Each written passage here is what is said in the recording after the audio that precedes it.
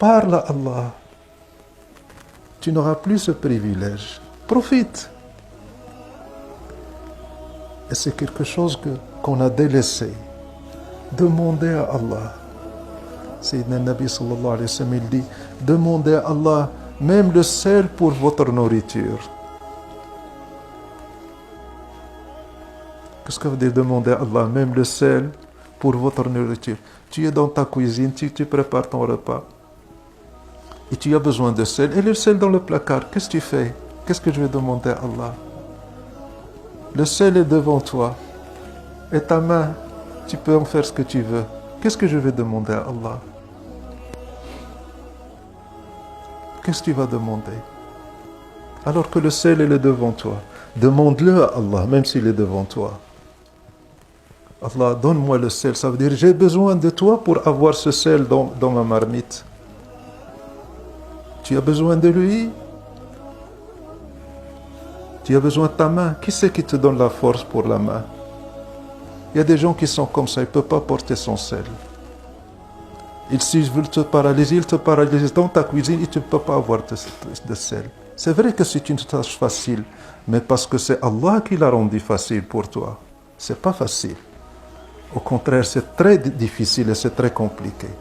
Et c'est devenu facile, et quand il t'a donné cette facilité, tu l'as oublié. Tu dis, j'ai pas besoin de lui, j'ai ma main, je prends le sel. Demande à Allah subhanahu wa ta'ala ton sel. Demande à Allah la force pour ton sel. Il n'y a pas de facile et de difficile. N'est facile que ce que Allah a rendu difficile, rendu facile. Allahumma la sahla illa ma ja'altahu sahla. Oh Allah, n'est facile que ce que tu as rendu facile. Marcher, c'est facile ou c'est difficile? Répondez-moi. C'est facile. C'est facile. Demande-le à un paralysé. Demande-le à un paraplégique. Marcher, c'est facile ou c'est pas facile? Hachoma. De dire que c'est facile. On dit Allah a la facilité pour moi. C'est pas facile. Au contraire, c'est compliqué, c'est difficile. Et c'est un grand d'Allah subhanahu wa ta'ala. Donc même quand je veux me lever, et j'en suis capable, je dis Ya Allah. Parle-lui, demande-lui. On a perdu ce lien d'intimité avec Allah. Parlez à Allah tout le temps. Demandez-lui tout. Quand tu veux boire, quand tu veux manger, quand tu veux dormir, quand tu veux marcher, quand tu vas au boulot. Parle-lui. Demande-lui. Profite de ce privilège. Ça va s'arrêter, mes frères. Ça va s'arrêter. Donc Allah subhanahu wa ta'ala, il t'a donné cette liberté. Profites-en. Tant que tu es vivant, après la mort, tu ne l'auras plus. Donc l'amana et cette responsabilité, c'est ce lien, c'est ce privilège que tu as de t'élever et de te rapprocher d'Allah subhanahu wa ta'ala. Sayyidina Jibril alayhi salam, quand il est venu chez Sayyidina Muhammad sallallahu alayhi wa sallam, il venait chez lui avec le message d'Allah et il venait sous la forme, dans l'image d'un homme. Un homme, Sayyidina Jibril, un homme qui vient Sayyidina Muhammad sallallahu alayhi wa sallam, il lui apprend le Coran. Une fois Sayyidina Muhammad lui a dit, oh Gabriel, montre-moi l'image, le corps dans lequel Allah subhanahu wa ta'ala t'a créé. Comment Allah il t'a créé? Il a dit, oh Muhammad, tu ne pourras pas, tu ne supporteras pas. Tu ne peux pas me voir dans la forme dans laquelle Allah subhanahu wa ta'ala m'a créé. Montre-moi cette image. Je lui ai dit non, Mohammed, tu ne pourras pas. Une deuxième fois, Sayyidina Mohammed a demandé, oh Gabriel, montre-moi comme Allah. Il a dit, tu insistes? Il a dit, j'insiste. Je veux voir l'image dans laquelle Allah subhanahu wa ta'ala t'a créé. Ils se sont donné rendez-vous. Et Sayyidina Jibril, il s'est manifesté dans son image d'ange. Il remplissait entre le ciel et la terre avec les milliers d'ailes et sous une forme. Si on a un homme qui vient chez nous qui fait 15 mètres de hauteur, ce serait quoi notre réaction? Hein? Alors Sayyidina Mohammed, quand il a vu cette image, il a tremblé, il a été secoué. Sayyidina Mohammed, je t'avais dit, tu ne supporteras pas. Tu ne pourras pas. Et le soir de l'ascension, Sayyidina Mohammed, il était avec Sayyidina Jibril. Ils ont fait l'ascension nocturne ensemble, Sayyidina Mohammed et l'ange Gabriel. Et quand ils ont atteint une station, l'ange Gabriel, il a dit, je ne peux plus avancer. Et Omar, oh Gabriel, c'est là que tu me laisses. Il dit, je ne peux pas. Si j'avance d'un pas, je suis grillé, je brûle. Je ne peux pas. Là, je m'arrête. Vas-y, Mohammed. Cet endroit, il a été créé que pour toi. Moi, je n'ai rien à y faire. Et Sayyidina Mohammed, il a compris, il a avancé. Et Sayyidina Mohammed, il dit, quand j'ai avancé, je me suis retourné et j'ai vu Gabriel, l'ange Gabriel, comme un petit oiseau mouillé.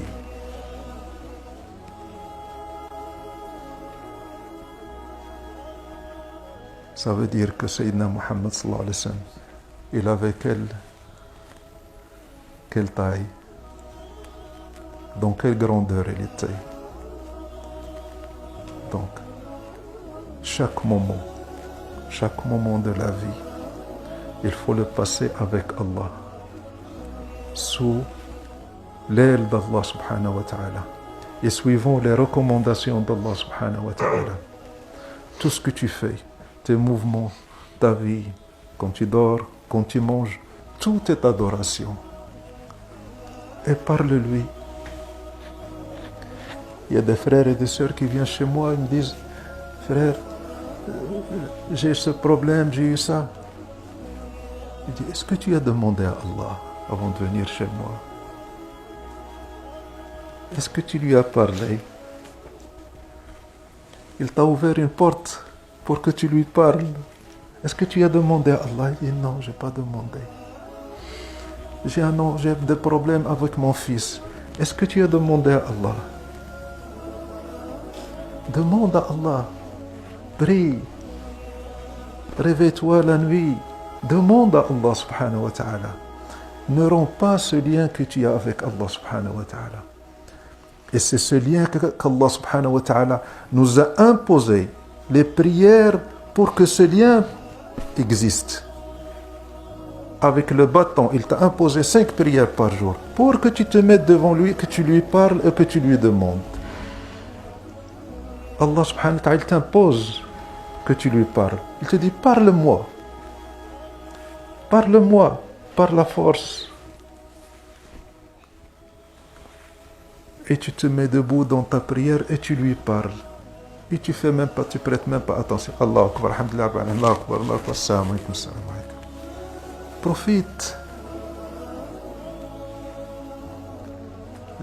Il y a quelqu'un, quand tu fais beaucoup de soujoud, quand tu te prosternes beaucoup, pourquoi on se prosterne beaucoup, on reste beaucoup? On a trop de choses à lui demander. Et croyez-moi, quand tu commences à lui parler, et quand le lien se réalise, tu ne peux plus arrêter. Tu lui parles, tu lui dis des choses, et tu commences à entendre des réponses, et tu rentres dans le plaisir de la conversation avec Allah subhanahu wa ta'ala. Parle-lui, ne coupe pas ce lien. Ce moment de prière, Allah subhanahu wa ta'ala, il l'a fait pour que tu lui parles. Il te l'a imposé pour que tu lui parles. Parce qu'il a besoin de papoter Allah. Hein? Parce qu'il a besoin de ta conversation. Parce que toi, tu as besoin de lui.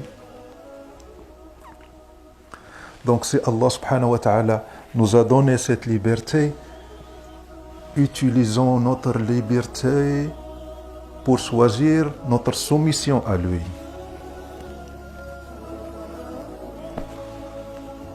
Ça a l'air d'un oxymore, Mohamed. Hein? Utilisons notre liberté pour choisir la soumission à lui. S'il te demande tu veux être libre ou esclave, qu'est-ce que tu lui dis? Je veux être ton esclave. Je ne veux pas de ma liberté. Je veux ton esclavage. Et ta liberté, elle est dans ton esclavage à lui. C'est pour ça que le plus grand degré que peut atteindre l'homme, c'est l'esclave. Allah subhanahu wa ta'ala, il traite Sayyidina Muhammad sallallahu alayhi wa sallam de l'abd. Alhamdulillah, alladhi anzala ala abdihi. Gloire à Allah qui a fait descendre sur son esclave, Muhammad.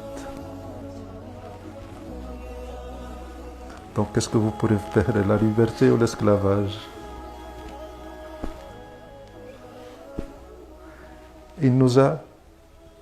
On aurait dû choisir son esclavage, mais on a choisi la liberté.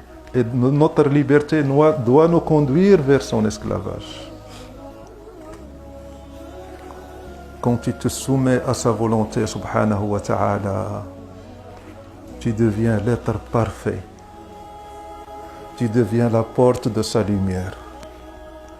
Et toutes les créations viennent à toi, parce que tu deviens le distributeur de la lumière d'Allah subhanahu wa ta'ala sur la terre, par ta soumission à lui. Donc, il nous a donné le choix. Il nous a donné la liberté.